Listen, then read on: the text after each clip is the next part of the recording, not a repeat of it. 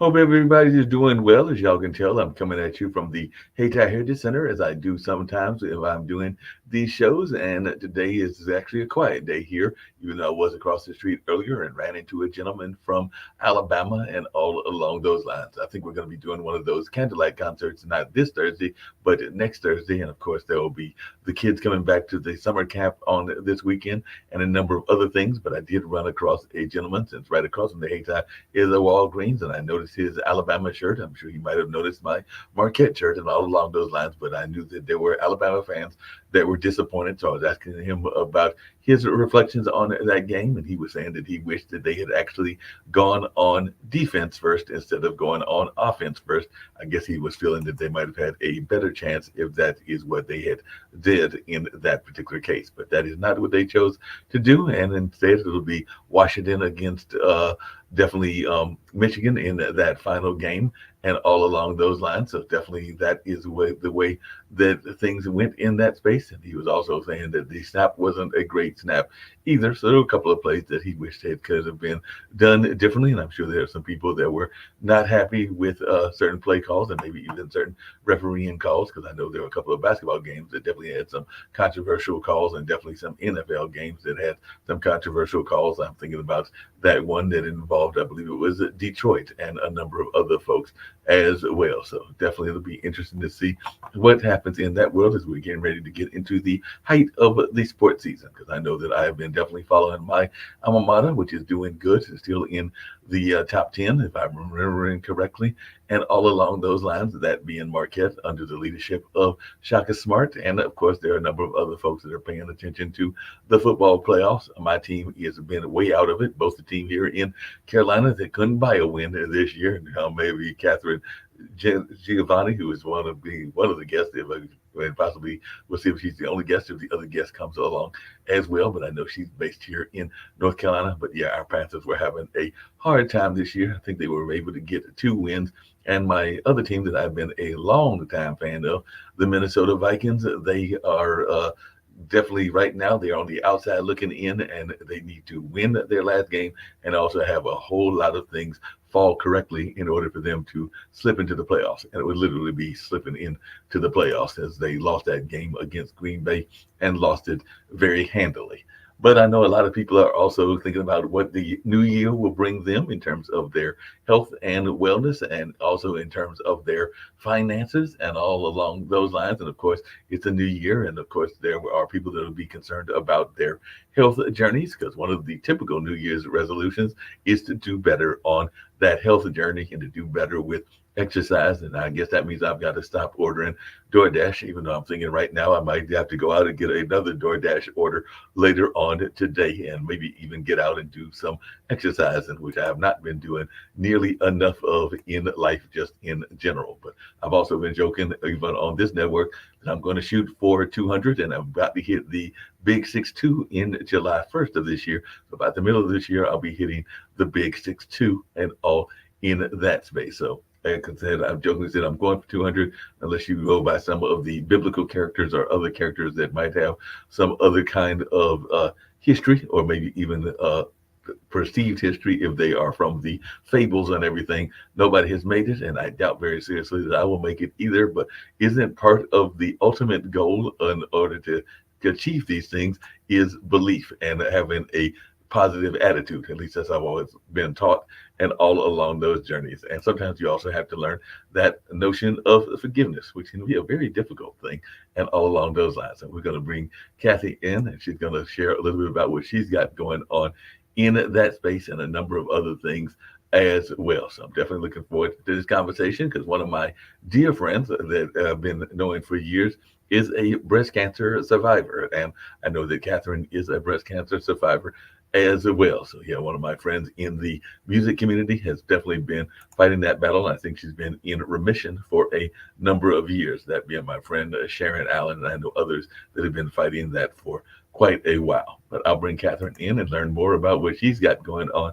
and just that whole notion of forgiveness, and also a little bit about her book, and also a little bit about what she went through. And as you say in your bios, and I know you've been on a number of great media outlets, including Nightline and Good Morning America, and of course being featured in the Time magazines and Forbes. But I did see that you are a proud breast cancer survivor, and like I said, I do know a few folks that have dealt with that, and it is definitely something that is something that I know you women are concerned about. But as I understand it, it isn't just strictly a women's ailment. There are men, then maybe not as many, but there are men that have breast cancer as well. So I wonder if you would just start off there, if you can share a little bit about that part of your journey, and then I definitely want to hear your thoughts around forgiveness, and I also want to learn more about your business as a concierge as well.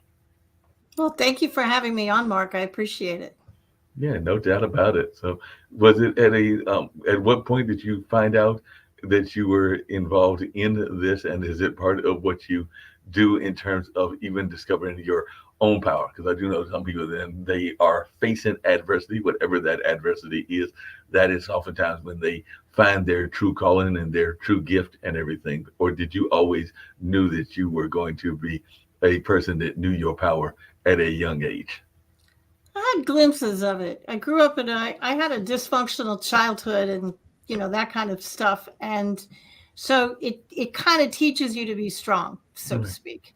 And then it taught me to be angry Hmm. because, in the eighth grade, my parents got divorced and I was being bullied in school and I tried to commit suicide. So when I had a friend who pulled me out, as hopefully everybody does, but it turned me into this little angry ball of garbage. And I kind of stayed angry for a very, very long time. 3 years before my mother died, she got sober and we became really good friends. And then she died. And once she died, my brain snapped, and I thought, I can't continue my life angry. I'm sick all the time. My finances are horrible.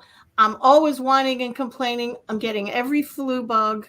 So I decided to change my life and I started to forgive people. And it worked. I didn't really dive too heavily into it. It worked pretty well. I'm one of the founders of the independent concierge industry. So my intuition kind of guided me through, and I blazed trail, and then I got cancer. Wow. And one day, I am violently allergic to exercise. Hmm. When you see the word exercise in the dictionary, my name is usually not there. Okay. So it was very surprising when all of a sudden I had this gut feeling. We all get these gut feelings. I had this gut feeling that I needed to take up running, me, but I couldn't get it out of my head. So a friend of mine said, try the Couch to 5K running program. This was in 2011. Wow. So I did, started to run, didn't mind it, went from a size 14 down to an 8, and it was close to my birthday in May, and I knew something was wrong. The weight was coming off too fast. And sure enough, the day before my birthday, in 1990, I found a lump. Oh, wow. Went to the doctor, and it was very large, stage 3 triple positive breast cancer. And the surgeon said if I hadn't taken up running, I would be dead because it was in a very strange spot. So we can't, my advice is twofold when it comes to these kinds of things. First of all, don't that little bird on your shoulder ever, Mhm. because it has saved my life 3 times. Not that I'm counting particularly. And the other thing is we can't control what life throws at us. I can't control the fact that I got cancer, but I can Right. control how I get through it. And I was sick for 4 years with chemo and surgery and the whole thing. So they send you to chemo class. Right. True story. Yep. Chemo class. I'm in this tiny little room, very similar to the one you're in now. Mhm. And this nurse Ratchet sits at the front of the room, and all she tells you is negative stuff. You're going to get all of these horrible side effects, and you're going to have all these horrible things happen to you. And my brain just snapped. And I went up to the front of the class. I looked her right in the eye and I said, no, I'm not going to get all of that. She said, oh, honey, it was in Raleigh, North Mhm. Carolina. Oh, honey, you're going to get most of them. I said, no, I'm not. Fast forward a year, I was sick as a dog, lost my hair, the whole thing. But I didn't get all the side effects. I didn't get all the stuff that other people got. She came up to me and she said, "What are you eating?" I said, "Pardon?" She said, "What are you doing to stay as healthy as you are with all the horrible chemo you're getting?" I looked at her and I said, "You remember a year ago when I told you I wasn't going to get that sick?" Right. It's your perspective. It's how you get through it. So forgiveness plays a huge role in how I got through it as well. Oh, and a couple of things that you were saying that struck me and everything. I know that we have a panelist on the network who is getting ready to do the prostate test, and I know a lot of people get concerned about the prostate test and they get apprehensions, just like I know a lot of people get apprehensions about the breast cancer exams and all Mhm. along those lines. So, what do you say to those folks that are apprehensive about going for testing? Because I do know that once you reach certain ages, they are asking you to get various tests. For men, it is prostate and colon and a number of other things as well. And I know for women, they do ask for the mammogram and a number of other things. But, as a society, we oftentimes are not the biggest fans because of that description you just gave of our doctors and our medical establishment, because we are often afraid that we're going to run into the Miss Ratchets or those folks that are a little bit on the don't have the best manners in terms of the way that they handle their patients and all along those lines. So what advice do you give to folks that are apprehensive about going in for whatever the test may be? Don't die until you're dead. Hmm. I know people who have survived stage 4 cancer. Right. I know people who survived all sorts of things. Mhm. The one thing I can tell you is cancer, it's an interesting thing and it's a horrible way to live. Right. But when you survive it, it changes you. And I've often been known to say it's probably one of the best things that could have happened to me because it completely put me on a different path. It knocks you on your feet, it knocks you down. And when you stand up, you are on a different path. Because when you have dinner with the Grim Reaper and you don't go home with the guy, Mhm. it changes you. I'm 62, and the fact that I'm 62 and talking to you is wonderful. Right. One of the books I wrote, I've written a bunch of books, I think 12, but one of the books I wrote is called Rainbows and Banana Peels, and I wrote it on my cell phone when I was in chemo because I was bored. But the book, it changes you. Cancer is a journey. And the one thing I can tell to people is don't listen to very well-meaning people. Right. I had somebody come up to me in the grocery store and said, "Oh, how much time do you have left?" 50 years, I hope, lady. I mean, don't go up to people and say that. But when you hear the C word, your brain kind of stops. So it's very helpful to have a buddy when you go through this. I had my husband of 30 years, to have somebody who can get through it with you and stay positive. Being positive is easy for me to say, but it's not a day-to-day thing. When you're going through chemotherapy, when you're going through cancer, it's a minute-by-minute choice that you have to make.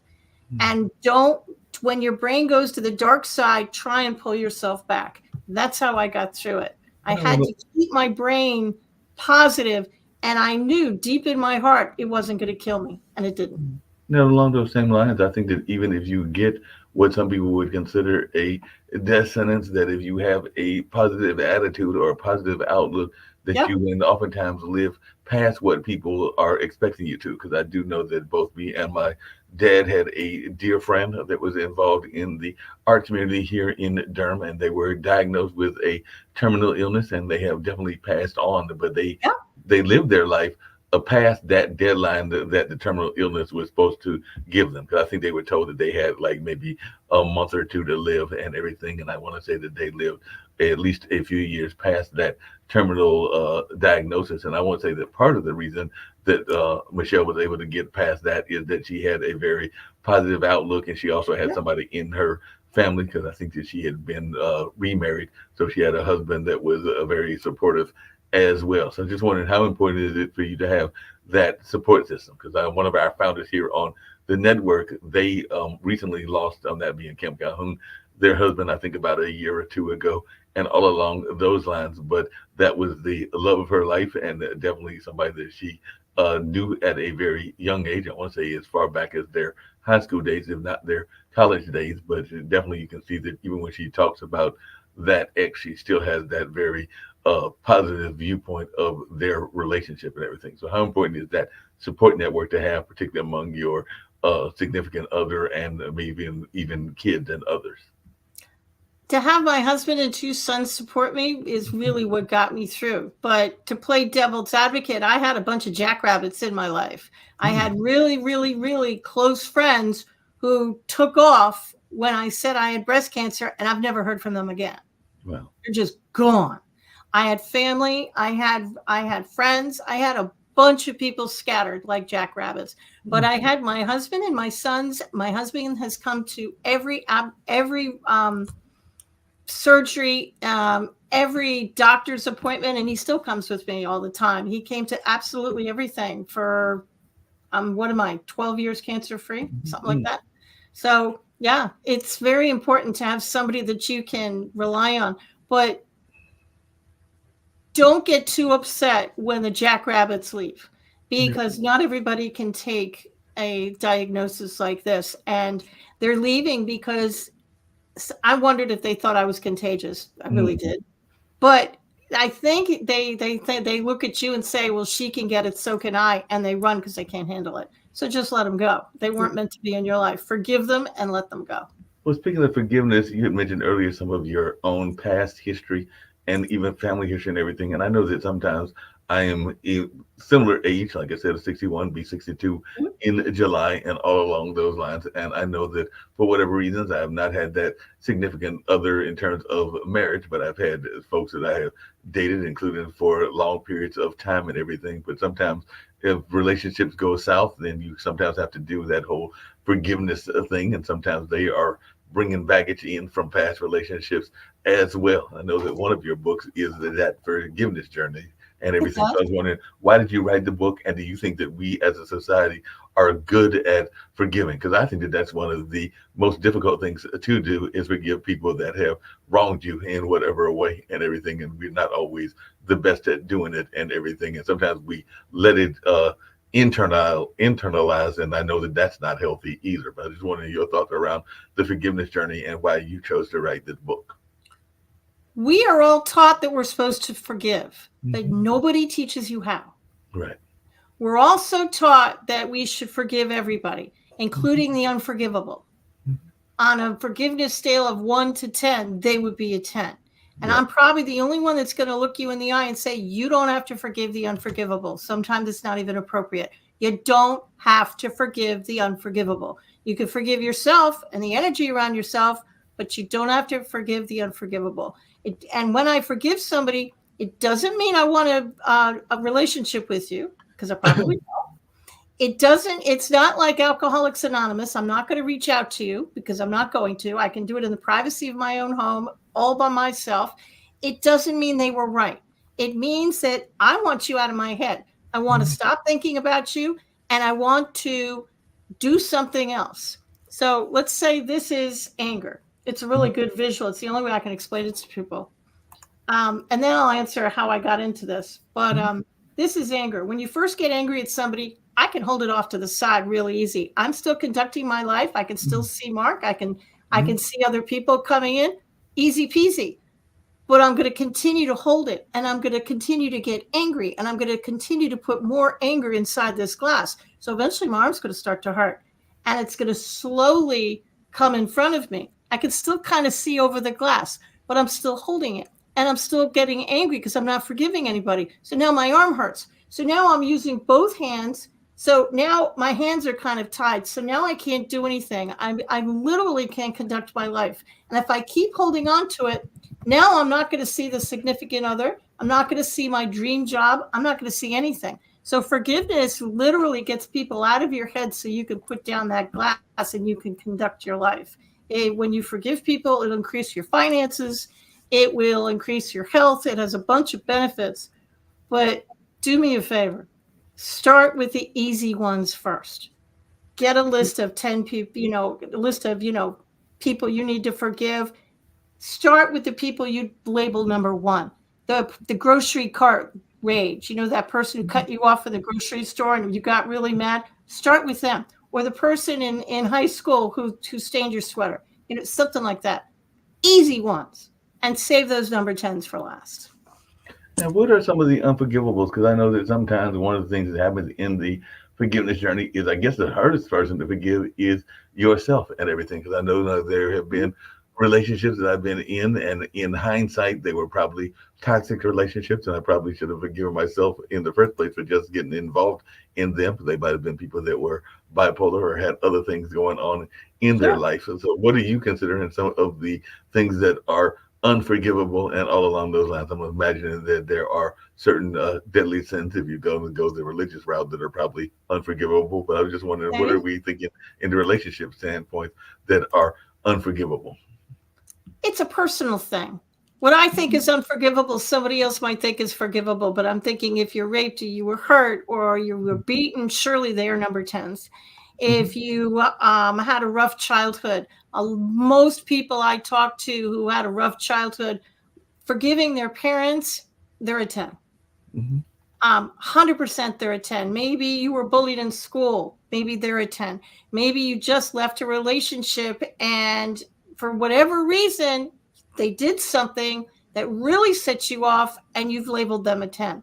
That's fine. Forgiveness is an onion. And some of those 10s, you might have to do some mental gymnastics. You might be able to get them down to an 8, and then maybe eventually down to a forgivable level. And some of them you won't be able to. you know, you can forgive yourself. Mhm. And here's other things that nobody else is going to tell. You can forgive people, places, and things. You Right. can forgive your childhood home. You Mhm. can forgive your childhood school. You can forgive. I forgave 1974. Why did I forgive 19? It was a horrible year. My parents got divorced, and I was getting bullied in school. I was in the 8th grade, and I almost committed suicide. So when I sat down and I started this forgiveness journey, I thought, I'm just going to forgive 1974 and everybody in it and the energy around it. I have a friend who forgave a little red wagon. She got her list together and she randomly wrote down a little red wagon, had no memory of the wagon, had no idea why she wrote it down, but she forgave that little red wagon because she thought, well, probably something from my childhood, and I guess I'm mad at the thing. So she forgave it. The thing about it is, when you get angry, you think that the anger goes out into the world, you're yelling at somebody, and that energy, which is neither created nor destroyed, that's what Einstein said, goes up into the clouds and disappears.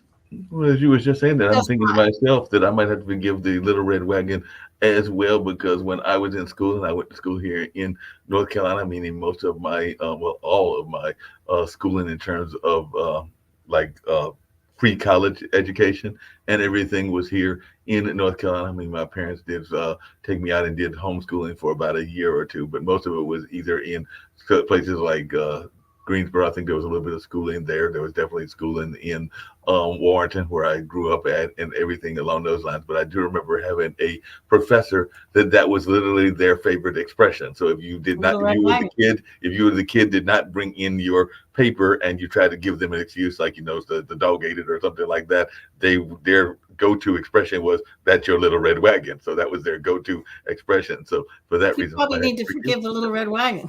Right. I might have to forgive the little red wagon, because that was their go-to expression. So much so that some 40 or 50 years later, I literally remember that expression and them using it ad nauseum and all in that space, because that was their way of saying that you had to take responsibility for what you did and not try to come up with an excuse. And that's where they used that little red wagon expression and all in that space. I hadn't even really thought about it that much until you just brought up that your friend forgave a little red wagon. So I'm gonna Now have I to know go. 2 people that have forgiven a little red wagon. There you Right. go. Yeah. That's right. But sometimes you got to forgive expressions as well. I might even have to forgive, and you'll get a kick out of this. But I remember when I was in college and I went to Marquette, I was notorious, and I think somebody else had a recent bet recently. It might even have been a famous celebrity and everything. But I was notorious for using Southern um, expressions and everything. And I remember a group of folks. Bless your heart. Yeah, yeah, bless your heart is one of those. But I was Mhm. always, as I was coming from rural North Carolina to Milwaukee, Wisconsin, using the phrase y'all. So I had Yep. some friends of mine that bet me that I could not stop using y'all. And I think it was probably something simple, like a dime every time I used it, or a quarter every time I used it. And I think that at some point they realized that I was about to go broke if they actually carried out the bet. So they forgave me that bet because, like I said, I was keeping using y'all, and I still use it to this day. So that's like I still drink Southern tea or sweet tea and all in that space. And yeah, they were like, Mark, we give up. We've already collected probably about $1,000 on you, and you have not stopped using the phrase. So I might have to forgive y'all as well. So y'all might be something else that needs forgiving, or I might have to forgive them for coming up with that stupid bet when we were in college and everything. You mentioned earlier, and I wanted to come to that, and definitely want to come back to the forgiveness journey. But you mentioned that you were one of the founders of an industry, and I'm thinking that was when you were in, I believe it was in the Midwest and everything. But during the pandemic, we saw a lot of people that got very excited about concierge work and all in that space because that was one of those jobs that people needed help in, and all in that kind of line. So I just wondered if you could share a little bit about the concierge work and your being a founder in that industry, because I do know I went on my first cruise ever actually with a friend of mine from Nevada, and I know that some of those people are also, I mean, the people that work on the cruise also as a side job may do some concierge work as well, because they sometimes come from countries that are very concierge oriented and everything. But I just wondered how you got into the industry, and if you can share a little bit about that, because the network is founded by two entrepreneurs, that being Nick Palbeda and Kim Calhoun. But I just wanted your thoughts around getting into that business. It'd be my pleasure. The only way I can explain how I got into it is to tell you the history. In 1998, the independent concierge industry really hadn't been born. If there were 20 concierge in the country, that might have been high. It was started by a few hotel concierge who thought, if this works for a hotel, I bet I can bring it to mainstream America. So they did. In about 1998, I was living in New Jersey with my husband, and we had a meeting in an event planning company. And we read an article in Entrepreneur Magazine about this what we think is an interesting industry. We're not very sure, but it's something called concierge industry, and there are 3 people doing it, 3 people in the United States. And I read the article and I thought, we're doing more concierge work than we are meeting planning, according to the details of this article. So along that time, I moved from New York down to North Carolina. We were living in Apex at the time. So we started up a concierge business. There were no books, no classes, no articles, nothing. It was like the ultimate of self-taught. So I figured out how to do it. It took me about a year. And I had an office, and the phone started to ring. We put up a rudimentary website with dial-up modems and floppy disks. Yes, I am that old. And the phone started to ring with people saying, could you help me figure out how much to charge? I kind of want to do this. And if they weren't in North Carolina, I saw no reason not to help them. So I did. And my husband came into my office one day and said, "What are you doing?" I said, "Well, I'm just kind of helping him." He said, "Why are you doing it for free?" That was a really good question. Why am I doing it for free? So I pivoted our business for the 3rd time, and we turned it into a concierge consulting company. Eventually, I discovered there was no associations for independent concierge. So being that I'm a big fan of pain, I started an independent concierge association. And that's how I became one of the founders. It went from 20 people to worldwide.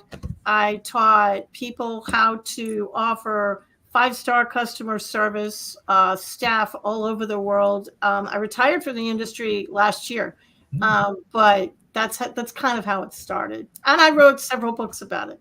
Now, speaking of that, and speaking of some of the various books that you wrote and all along those lines, you just brought up something that has come up on this show several times, and I'd love to hear your thoughts around this, which is that oftentimes if you are doing any kind of work as a consultant, there are a number of folks that like you to do the work and to give them the service for free. As a matter of fact, I just had a call not that long ago from a friend of mine. He calls it the brain drain, and he used to be an administrator at the Carolina Theater here in Durham, and he was actually one of the people that handled the rentals and all along those lines before he actually had a health emergency of his own. He actually has suffered, I think, multiple strokes and is a multiple stroke survivor and is doing quite well, Ray Pascal and all along those lines. But I was just wondering your thoughts around this notion of, even during the pandemic, we saw a lot of people that would be asked for their expertise and not always given the pay for their expertise. And I'm sure you even see that as a speaker and a trainer where folks are wanting the advice and don't necessarily want to give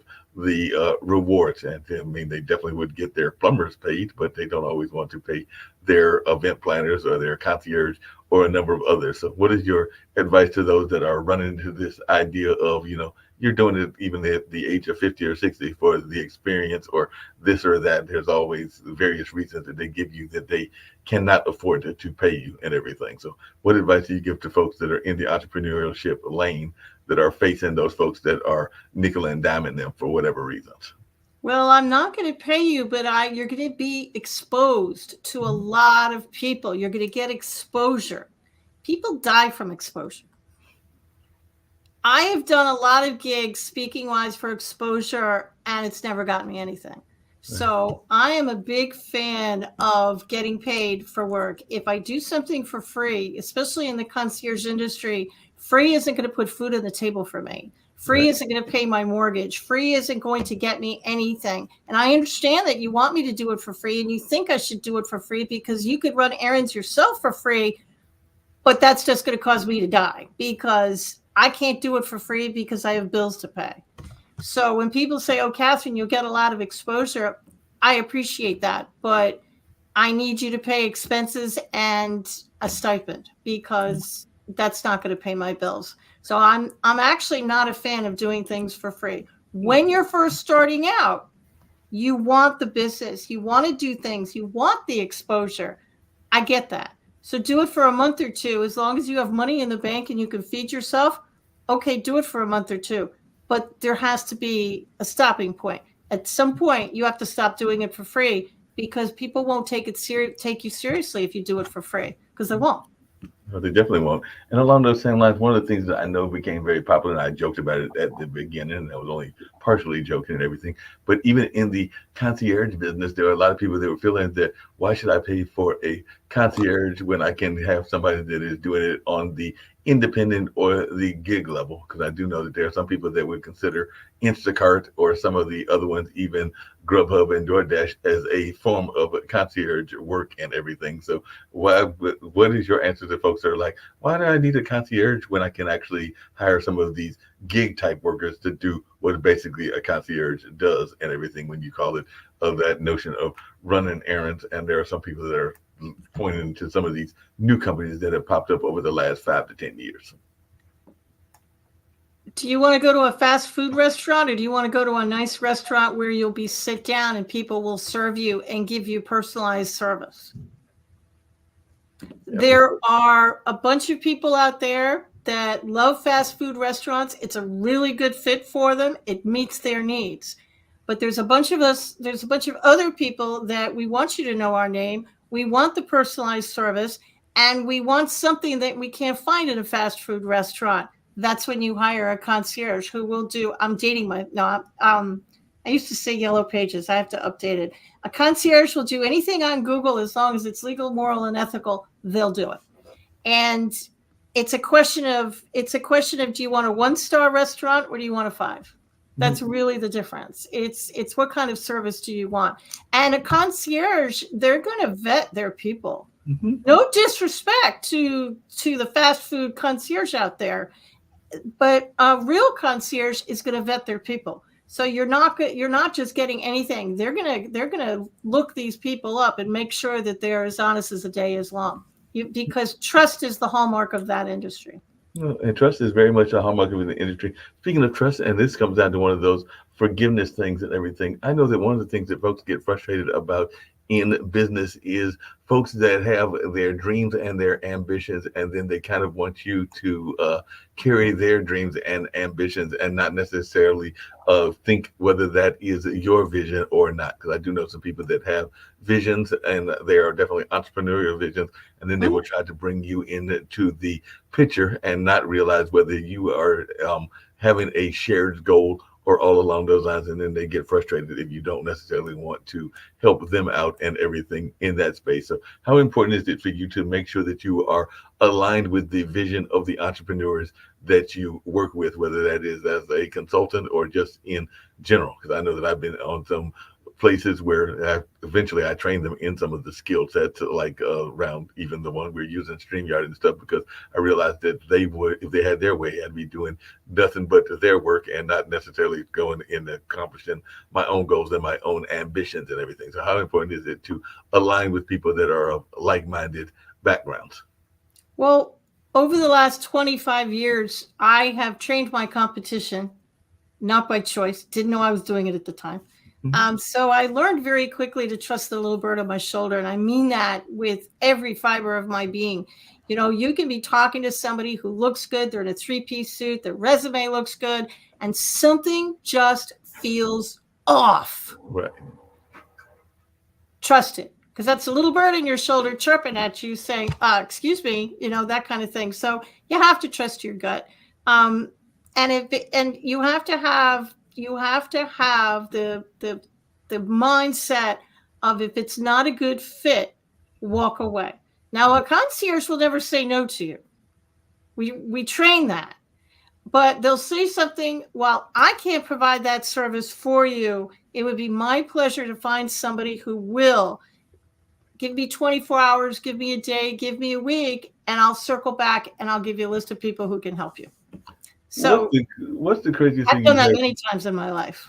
I got that. What's the craziest thing that you've had somebody request? Because I used to be, and you know, riders are very much a part of the contracts if you're involved in the entertainment world, and I've been involved in that for a number of years. Definitely have worked with the Bull Durham Blues Festival, which is on hiatus and maybe even permanent hiatus, and all along those lines. I've definitely worked with Centerfest and a number of other festivals, including the Eno and others here in this area, and even a few outside of the North Carolina area, and all in that space. Not a lot, but a few that I've at least had some dealings with, and all in that space. But I do know that sometimes people can ask for some unusual requests. I want to say that there was one of the times that I can remember was there was a popular R&B group that wanted to know where the closest dance club is, and I'm not talking about regular dancing, I'm talking about like adult dancing and all along those lines. And one of my friends actually chose to take them there, even though if I had my way, they would not have made it to that particular location, because I thought that could create some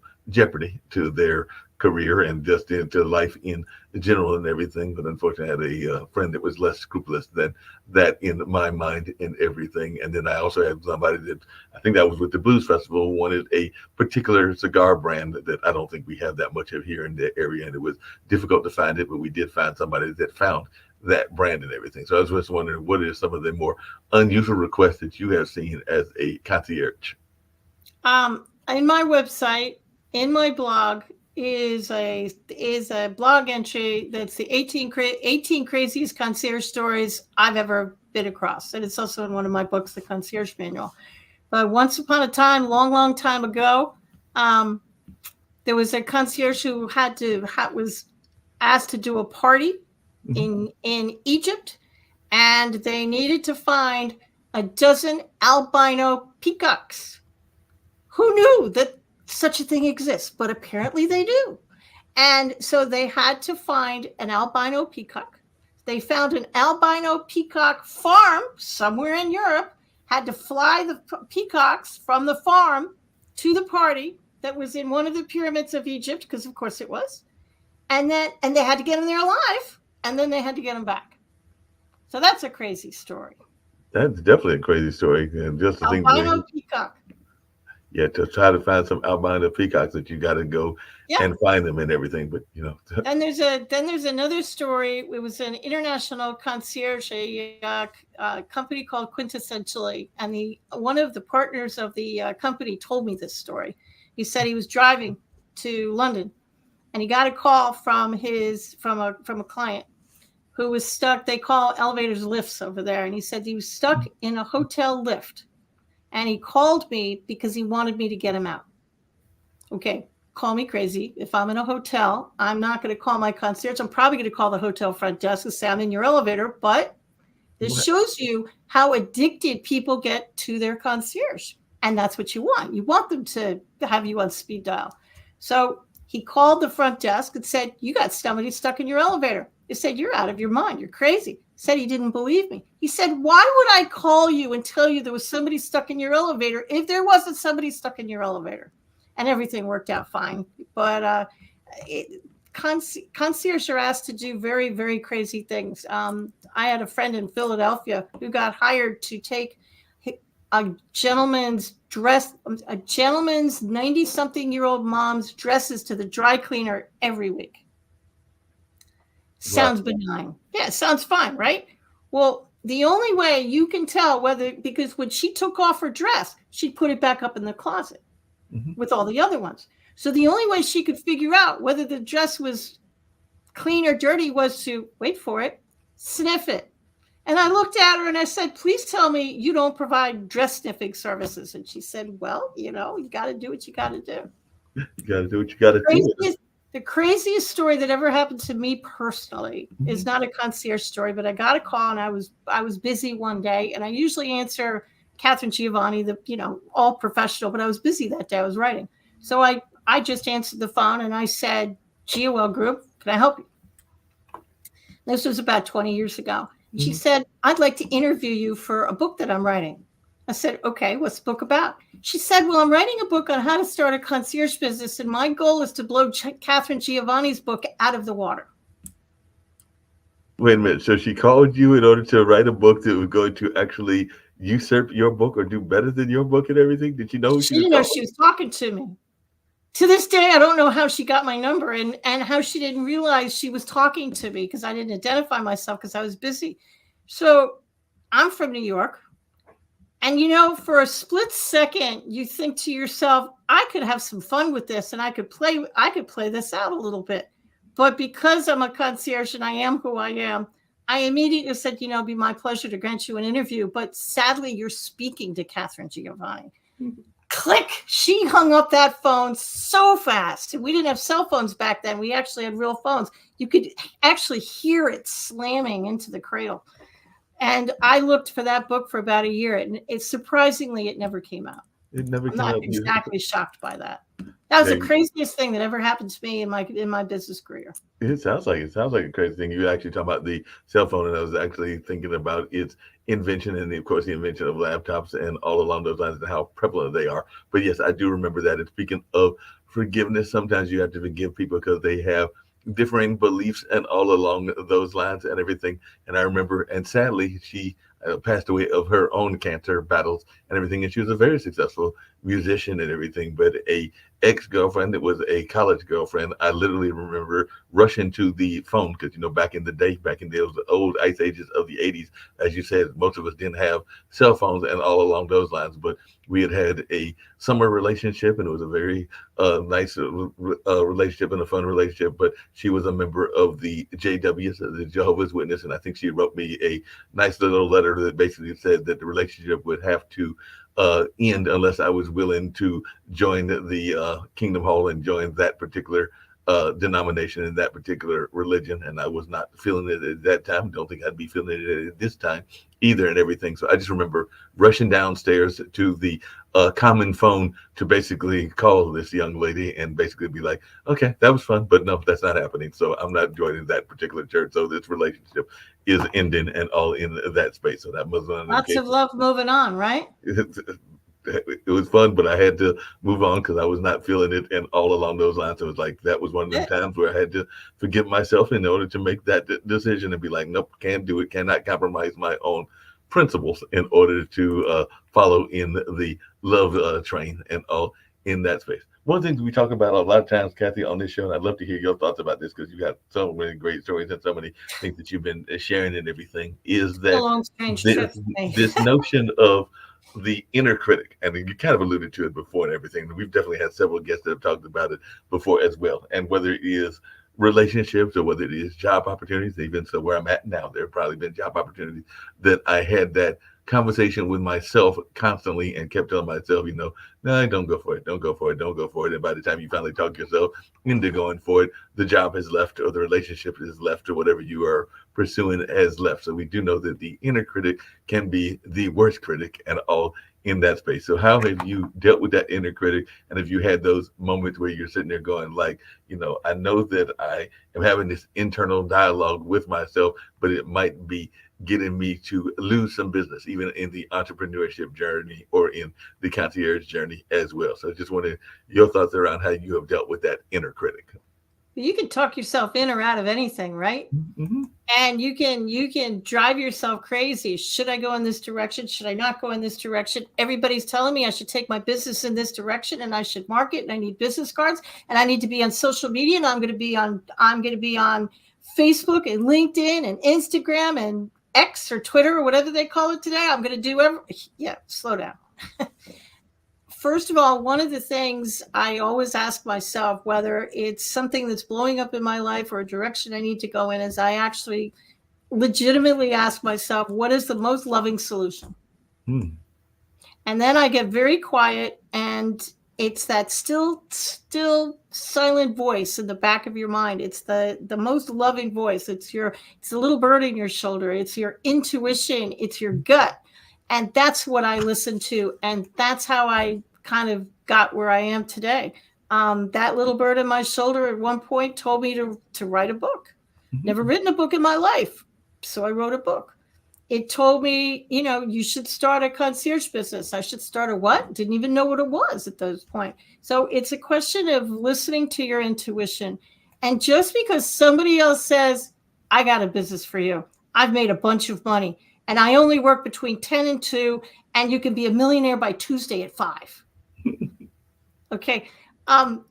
Maybe it worked for them. It might not work for you. Just because it works for somebody else, your friend, your father, your parents, whoever, doesn't necessarily mean that's your yellow brick road. So, if you're stuck, and I mean really stuck, I tell everybody to get quiet, turn off your technology. These things do have an off button. Tell your family you need to be quiet for a half hour. Tell them, go lock yourself into a closet. I used to go into the garage when my kids were young. My sons are grown and out, but when they were young, I used to go into the garage and lock the door, get a pad of paper and a pen, and then just sit quietly and say, what direction should I go in? And then whatever words form in your mind, write them down. Write them down blind. It doesn't matter what you write, just write it down. So this is an exercise to help you tap into that inner critic, to tap into that inner voice, to get the answers that you're looking for. Because the answer to every question that everybody watching this broadcast has is not going to be found in any of my books or gurus.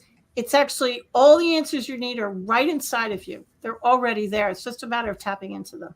That makes a lot of sense. I mean, one of the other things that I know a lot of times people talk about, even in that entrepreneurship journey, because I've got a number of friends that have been involved in various MLMs and all along those lines, and I have been approached by a number of them, and they're always not realizing that there's only so many masters or so many jobs that we can have and everything. And definitely, I know with the gig economy, many people are working 2 or 3 jobs, even if they are like yourself in a loving marriage and everything. Oftentimes, both spouses are working 2 or 3 jobs. But I do know that it does seem like with time management that there has to be a limit, because what I have found myself telling some folks is that no, I might be willing to buy the card if there, or the perk if there is a perk, but I can't necessarily dedicate myself toward the business because I'm already involved in about 3 or 4, and that's stretching the limit. That's the thing, right? Everything.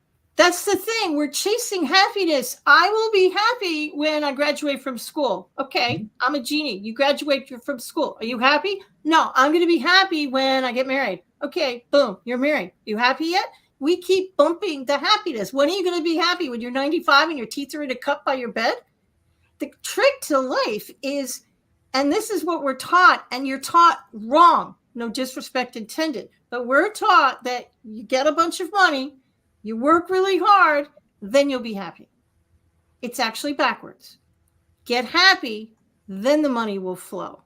So if you're not happy in your job, you're not happy in your relationship, you take everything you're doing, get a pad of paper, put a line down the middle, go pro and con or yes and no, whatever you want to do. Everything that you love, put on the left side, and everything you hate, you put on the right side, and see what kind of commonality you have. If you're trying to start a business, well, I like to travel. Okay, write that down on the left. Well, I don't like to work with people. Okay, well, we might have to amend that. And that's kind of how I've always approached things. It's a question of what makes me happy. There's no reason you can't make money doing something that makes you happy. No, I agree with you on that. But the other thing that you talk about quite a bit in a number of your books is understanding intuition and Yeah, I empathy, do. and all along those lines. While we hear people talk about it quite a bit, I don't know that many people have an understanding of what it truly means and what that is and everything. So, what to you is intuition and what is empathy? Because I definitely have been told by a number of folks that I am very empathetic, even in the ways that I conduct these interviews and everything. But definitely, and I definitely have an intuitive sense. And sometimes, even though the intuition may tell you something, sometimes we go against the intuition, because even some of those relationships I was talking about, I already knew that they were not going to be for me, but I was trying to figure out ways to make them work in order to pursue what you just said earlier, that happiness and all along those lines. But that little birdie was already telling me that this is a walking disaster, but sometimes Yeah. we don't always want to listen to the birdie and all No, in we don't. that space. When I don't listen to that little bird, that's when things go wonky, right? You're Mhm. very intuitive, and everybody's intuitive. Our intuition will talk to us in one of four ways. You'll see it, you'll hear it, you'll feel it, or you'll just know it. Right. I hear things. Now, it doesn't mean I'm in the middle of a Stephen King novel and I'm going to start hearing and seeing ghosts coming in. That's not what I'm talking about. You will hear the message in a song. You might even hear some words in your head. I usually do. You hear the message in somebody who's talking to you. The people who see it, it's not that you're going to see ghosts. You see the answer. In school, you were a visual person. In school, I like to hear I like to hear music. I like to hear the teacher, because that's how I learn. Visual people, I want to see it. I want to see the spreadsheet. That's how they learn. The people who just know it, it's just 1 minute you don't, and the next minute, boom, it's in your head. Right. And you just know it. You don't know why you know it. You just do. And then there are the people who kind of feel their way through life. You go, and then they're called empaths. And you walk into a room and it just feels off. Right. Or you shake somebody's hand and something's wrong. And you listen to it. And, if you go into a room and it feels off, my advice to everybody, okay, leave if you're allowed to, and make sure you look around the room before you leave and maybe write down your feelings so you can go back and learn that again. And it's a matter of listening to your special gift, because we all do this. Every single person on the planet is intuitive. Right. Every single one of us. We all just have a different way of hearing it. And it's a matter of just identifying one of those four ways. Everybody listening say, oh yeah, I kind of do that. I do have feelings, and I kind of walk into a room, and sometimes I just know, or sometimes I just know things. I mean, I just know it. I just know the answer. It comes right out of my mouth. I just know it. Or sometimes you'll just think, I heard it. I hear voices in my head. It doesn't mean I need a straitjacket, and it doesn't mean I need medicine. It doesn't mean that I'm schizophrenic. Sometimes I legitimately will hear answers. Or sometimes you'll see it. You'll see it in your mind's eye. Can you see your childhood bedroom in your mind right now? I sat there and dug long enough, because I do remember there was a big teddy bear that I had. Yeah. I want to say Can you see the color of the teddy bear? Can you see the room? I can see some of that, because I remember one of the teddy bears was like a brown, I want to say it was like a dog-like figure, and it had big fluffy ears and all in that space. I do remember that was there. And I want to say that there was one of the rooms in the childhood had a bunk bed, and part of the reason of knowing that is because it was literally, remember, and it's a sad memory, but falling out of that bunk bed and literally landing on the floor, thumping myself on the floor, dusting myself off, realizing that I was all right, looked up at the bunk bed, and it was like, no, I'm not going back up there. So I ended up sleeping on that particular day, I think, on the floor, because I was not going to climb back up to possibly roll back over and hit that floor one more time. That's clairvoyance. That means you're clairvoyant. That means you see the answer. You could see the answer in your mind's eye. You see it. You see it on the page. You see things that you read. But sometimes you can just see the images, and you can see the answer in your head. That's clairvoyance. When you hear things, that's clairaudient. It means you hear the answer. I might hear it in music. I might actually hear angels and stuff giving me guidance. And the empaths and the feeling, these are all what they used to call clairs. And everybody on the planet has one or more of them that they're good at. It's just a matter of waking up to the fact that you are special, and everybody is intuitive, and everybody can learn this. No, I agree. Yes, I wrote a book about it. So yeah, there you go. No, definitely. I know that's definitely more people can tap into, because I remember when I want to say it was my senior year of high school, you're talking about childhood memories and everything, going to a journalism camp and everything. And even to this day, and we were from 5 different states. I think that the furthest south might have been Georgia. So it's Georgia, South Carolina, North Carolina, I think that, Virginia, Maryland, DC area. So, and as soon as I stepped in that room, and ironically, that was the same year that my grandfather passed away and everything, and all along those lines. But as soon as I stepped in that room, I already had seen every last one of those faces and everything, because I had one of those visions that you're talking about. Because it's like, I had never met these people ever in my life, and there was a select few that I still hear from every blue moon and everything. But definitely, I just remember as soon as I stepped in that room, I had already known their face and knew who they were before I ever knew them personally, and everything, because I'd had a vision of them prior to that particular event. It's nothing to be scared of. A lot of people have these visions. Some people have them some people have them in life or death situations. A friend of mine was falling asleep at the wheel, and right before she was going to hit, this is a true story, right before she was going to hit the median, she heard the words, "Wake the hell up." Wow. And she woke up and turned the wheel, and it saved her life. Wow. The trick is to tap into that energy when you're not in a life and death situation.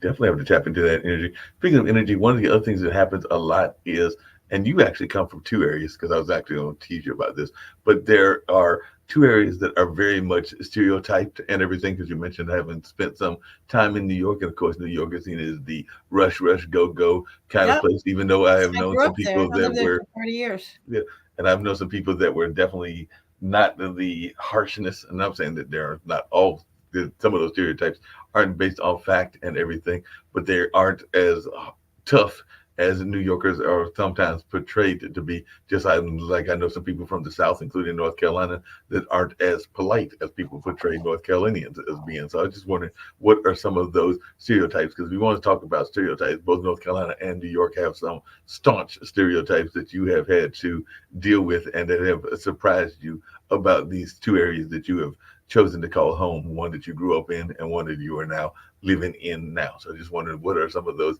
stereotypes that have surprised you that you found to either be true, or, as I alluded to earlier, they're not always as true as they are perceived to be? New Yorkers are given a bad rap. They're called, it's rush, they're cold, and nobody wants to help each other, and that's actually very far from the truth. They are warm, they are friendly. Most of them will give you the shirt off their backs. In the South, I have found warm, friendly, approachable Southern hospitality, and I have seen people that I just wonder how they get through life. Right. And I have learned a few things. Here's the difference between a Northerner and a Southerner. I figured the North and the South out. I have not figured out the West or Europe, but I have figured the Northerners and Southerners. If a Northerner wants to say something wonky to you, they're going to do it at the beginning of the sentence. So they're going to look at you and they're going to say, "With all due respect," and then they're going to verbally punch your lights out. So if you hear somebody from New York or New Jersey saying, "With all due respect," brace yourself, because you're about to be hit between the eyes with something. Right. A Southerner will put it at the end of the sentence because they don't want to hurt your feelings, and they're very hospitable. So they'll put it at the end of the sentence. So they're going to small talk you for a long time. They're going to want to sit on things. They don't want to make a decision right away, most of them. And then they're going to put their thing on the end of the sentence. So they're going to say something to you like, "Your baby's as ugly as a stump, bless his little heart." So if you hear a "bless your heart," try really hard to think about what was at the beginning of that sentence. Right. But Southerners are warm, friendly, and approachable, and so are New Yorkers. It's a question of, when I go to a city, I expect to meet warm, and I know this sounds weird, but I expect to meet warm, friendly, and approachable people, and that's usually how it plays out. I expect to meet nice people. Every once in a while, I get, you get hit by things, but most of the time, I meet really, really sweet people. Speaking of getting hit by things and everything, you had talked about it earlier in one of the shows that we do every Sunday. I actually do it with, well, they are the host of it, Stephanie Hockenhall, who was in Kansas, and her son, Gene Francis, if I'm remembering Gene Williams, if I'm remembering his name correctly and everything. But it's a show around bullying called Where Is the Love? And all along those lines. Yeah. But definitely that being said and everything, one of the things that I know that you talk about in some of your talks is this notion of forgiveness and whether you have to forgive the person face to face. And I do know that in their case, they have been bullied in relationships, they've been bullied in workplaces, they've been bullied in a number of varying environments. They were even talking about how bullying can happen in the church. And I do know that that is for real as well. So I was just wondering, is that something that folks should try to forgive people if they're going to forgive them face to face? And do you have to tell folks why you are forgiving them and all along those lines? Or can you just do it in the quiet of your own home and let them not even know whether you've forgiven them or not? Or is it better to do it in a public landscape? The way I approach forgiveness, especially in the book, is this is not Alcoholics Anonymous, so you don't have to reach out to people. You don't have to talk to them. You don't have to call them. Forgiveness is very personal and very selfish. You do it for you. You don't do it for them. It doesn't mean they were right. And just because I forgive you doesn't mean I want a relationship with you. I probably don't. I probably don't even want to talk to you.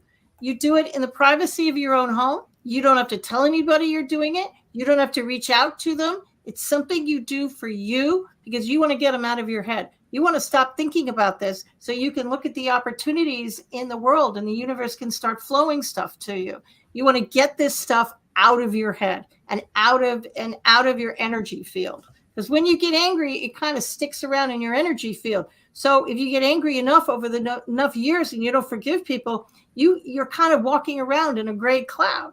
So forgiving people, as if you believe Einstein, it's going to change that energy from dark to light. Energy is neither created nor destroyed. It just turns into something else. And that's what you're doing with forgiveness. But it's personal. You don't have to tell a soul you're doing it. You can do it in the privacy of your own house. Nobody has to know. That sounds and great. You don't have to forgive the unforgivable because some things you just can't get there. And that's fine.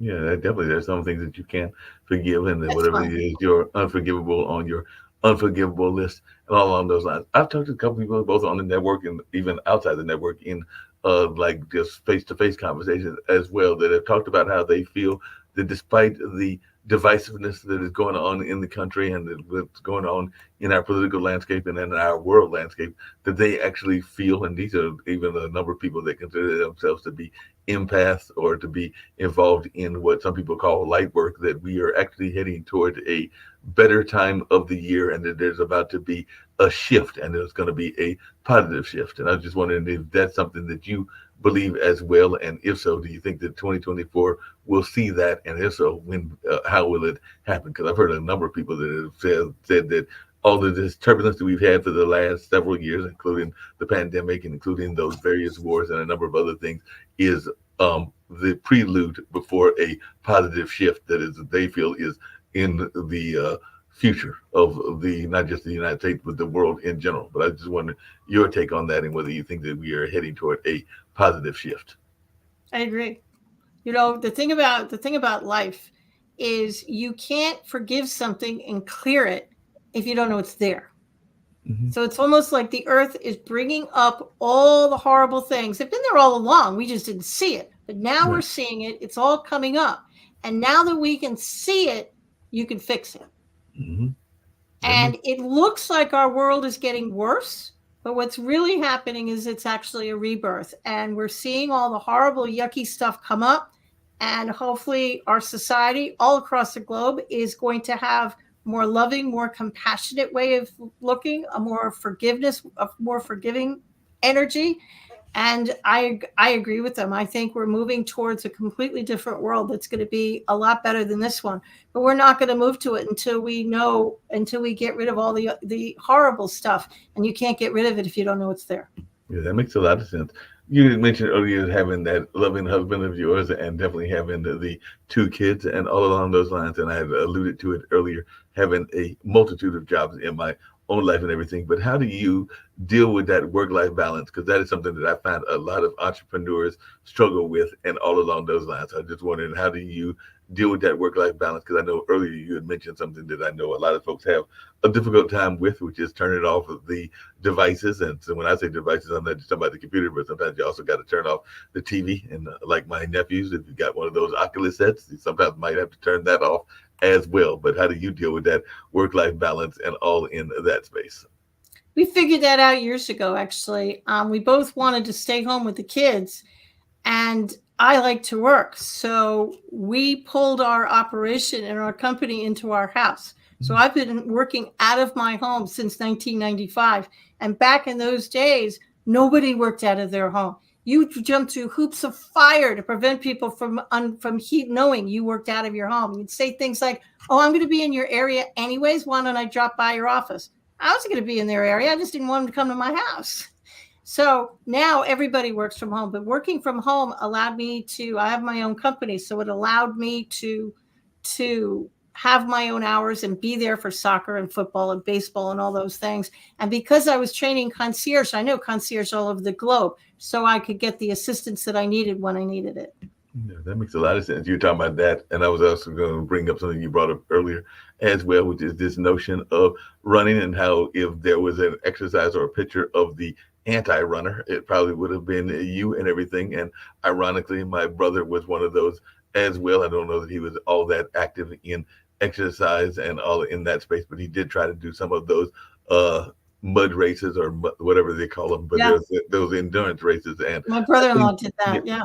I think that after he failed two or three times, that was society or the Mother Nature telling him that he didn't need to try anymore. So he gave up on those, because I think the first one he did, he literally once he broke his leg or broke a femur or something like that, almost as soon as the race started. They're And then, really hard, those races. I won't do one of those. My brother-in-law used to do stuff like that, and they're hard. yeah, they're very hard. And like I said, I think Mother Nature was telling him not to run in those, because I think it was the second or maybe it was the third one. And I don't think he's attempted it since. He's got some other hobbies like riding those Polaris slingshots, and definitely using those to do other things that are very much his way of relieving and exercising kind of like whatever tensions are and everything. So what are some of the things that you do? Because I know that I sometimes will do puzzle games and everything in order to alleviate whatever stress may be going on in life. But what is your go-to activity to alleviate stress, whether it is stress from work or stress from family or just stress in general? Because I know that I have used to play Word with friends, and now I'm doing one of those puzzles that has to do with shapes and trying to get the keys that then solve one of those kind of like detective mysteries, or kind of like a logic puzzle. Matter of fact, I think that's the name of the game, is logic puzzle or something like that. But yeah, I've been finding those. But what is your go-to way of relieving stress? Music and walking. I'm a big fan of music. In fact, the only way I can write is if I'm listening to very loud music. It used to drive my parents crazy, but it's the only way I can actually focus. And I'm a big fan of walking. So if I'm really stressed out, I usually peace out and I'll go take a walk just to clear my head. And I do have on my phone, we all have games and puzzles and stuff that we use, we all do that. But I'm a big fan of walking, and I'm a big fan of music. It's just the music, it kind of clears my head. Yeah, that makes a lot of sense. Definitely gotta have the head cleared and get those things going in that space as well. And I used to do that. There's a pond not that far from Duke that I used to walk a few times, and then I stopped getting into that habit. So I need to get back into it again, and all along those lines, because I got out of the positive habits and everything. So Big dish of ice cream also is I'm a big fan of. Yes, don't email me that I know it's bad for me. Yeah, I know it's bad for me, but if you have a really bad day, I haven't had a drink since 1990, so I don't do that. But a big bowl of ice cream, little chocolate sauce, I'm a fan.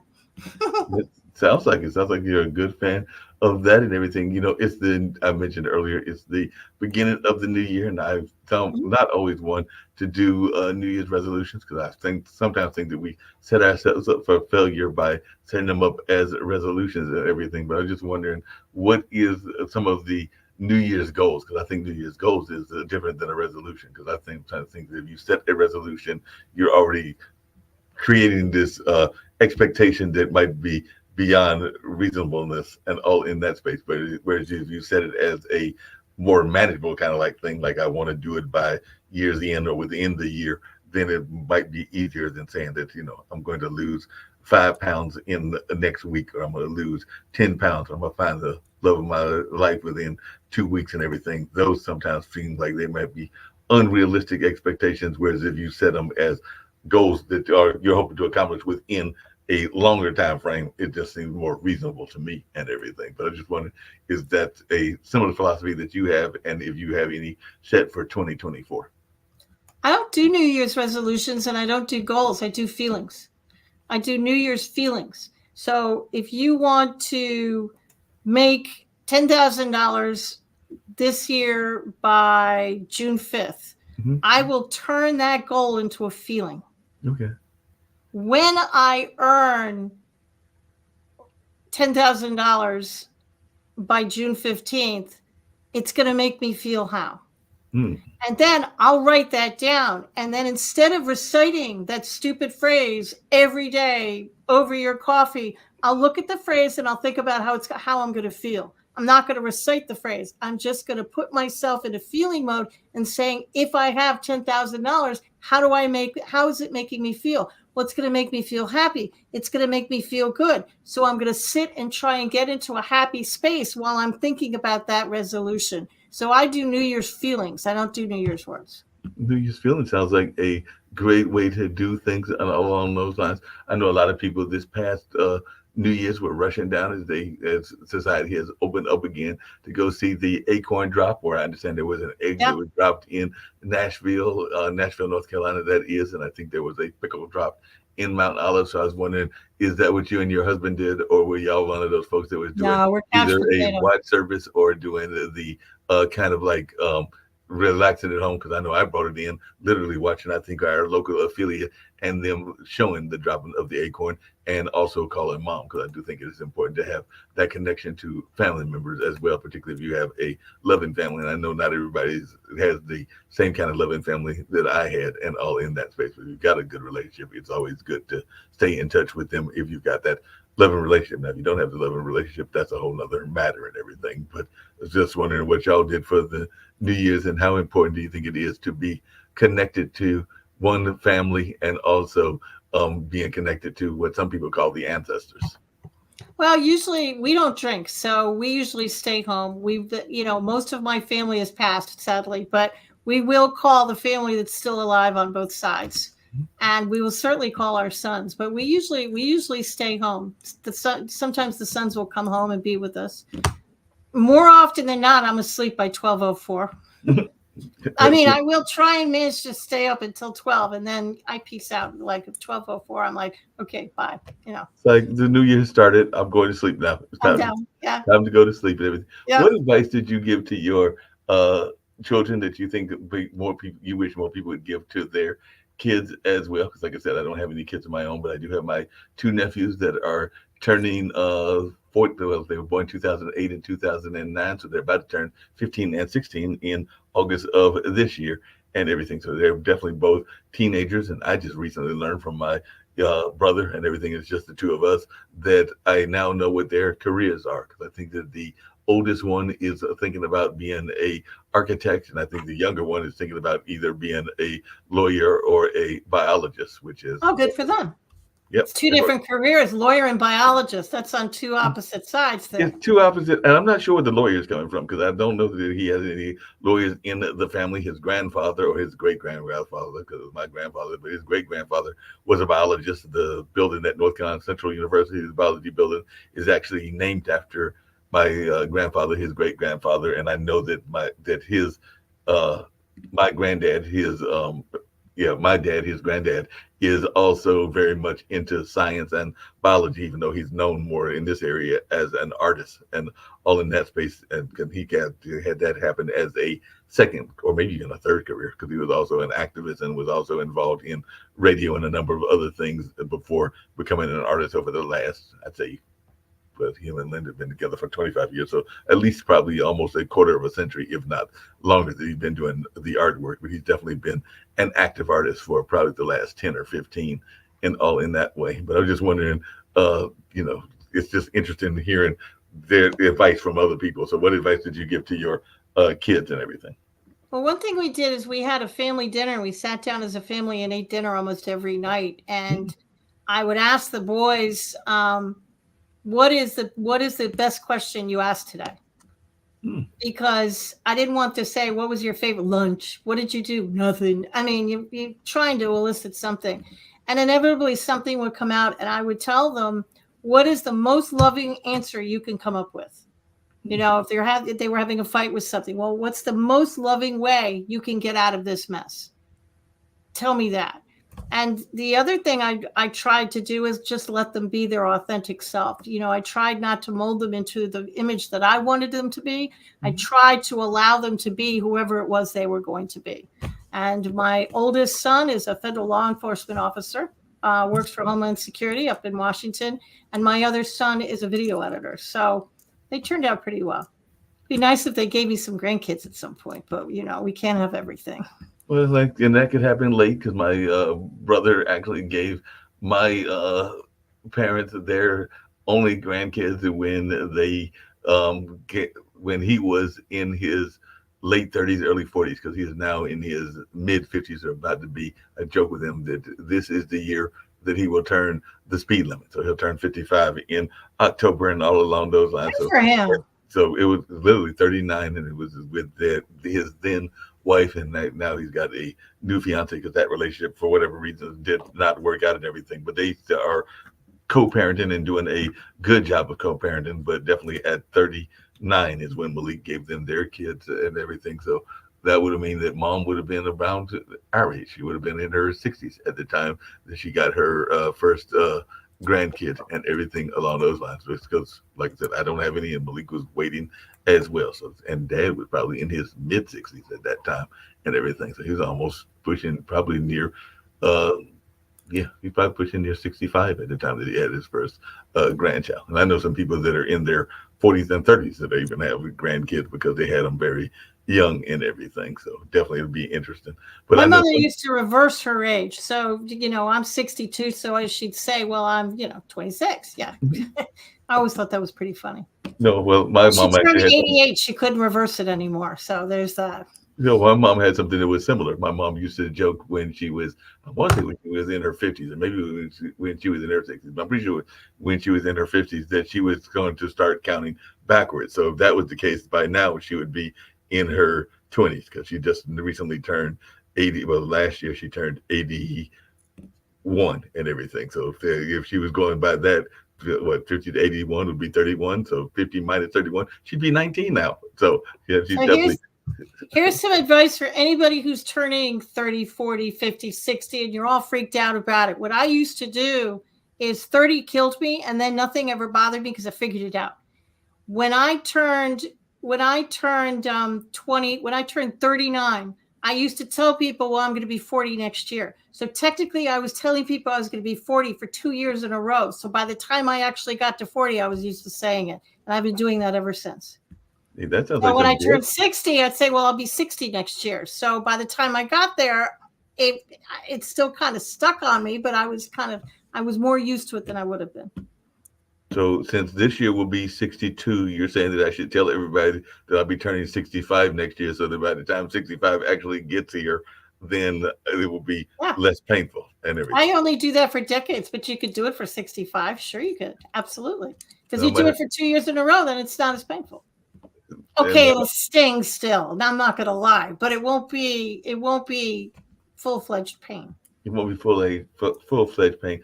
Did you ever regret not having a girl? Because I do know that there's some people that had all girls or all boys, and that they wish they had the opposite gender. And I know others that were like, no, I didn't want somebody that was the same gender as myself and everything. So I was just wondering, I'm grateful for what I got, to be honest. And I will get my girl eventually. Somebody else has raised her.